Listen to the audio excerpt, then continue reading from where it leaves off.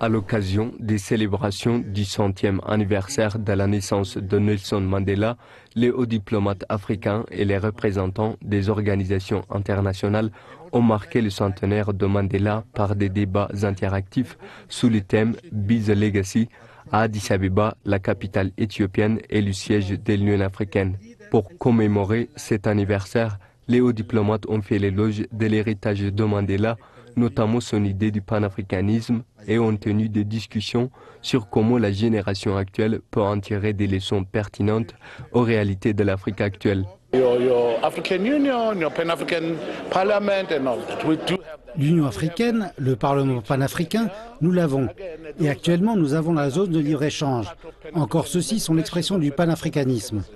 Deuxièmement, nous devons parler de la démocratie et du développement parce que les peuples peuvent avoir le droit de vote, mais s'ils ne mangent pas, ce droit de voter ne signifie rien.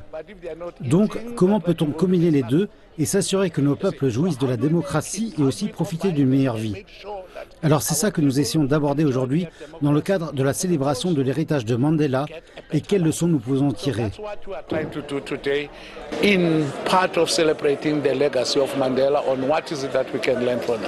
La démocratie et le développement étaient également au cœur des débats, soulignant que la lutte de Mandela contre le régime d'apartheid était pour l'égalité de tous et pour l'assurance de la démocratie.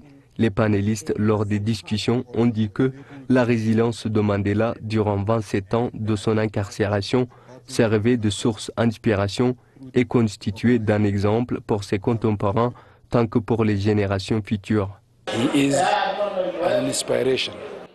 Il est une source d'inspiration pour les générations successives et pour le futur de l'Afrique.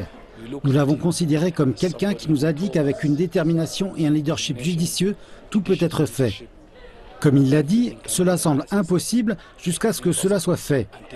Donc nous prenons cette inspiration de Madiba pour que nous pensions à un avenir brillant pour ce continent.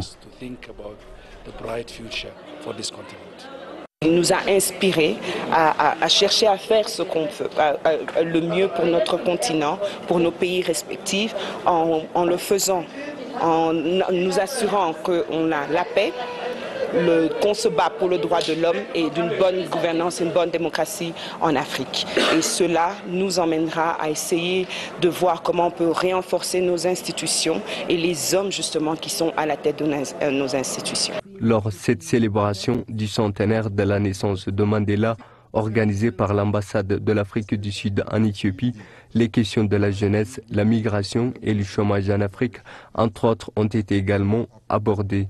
Par ailleurs, dans sa déclaration, le président de l'Union africaine, Moussa Faki Mohamed, a appelé tous les dirigeants du monde d'être guidés par le rêve de Mandela d'un monde non racial et paisible où tous les hommes ont des chances égales de construire un avenir commun.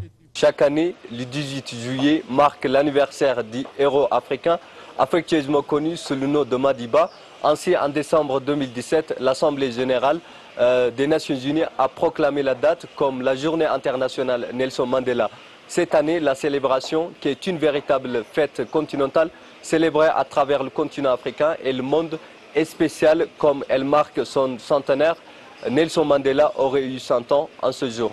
Zinab Halefom, CGTN français, Addis Abeba, Éthiopie.